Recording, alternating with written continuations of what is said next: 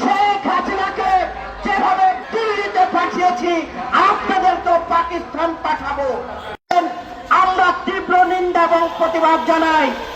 আমির হামজাকে বলতে চাই, আপনি যদি ইসলাম ধর্ম মানেন তাহলে আপনাকে বুঝতে হবে যে মৃত্যু কোনো ব্যক্তিকে নিয়ে কোনো সমালোচনা করা যাবে না।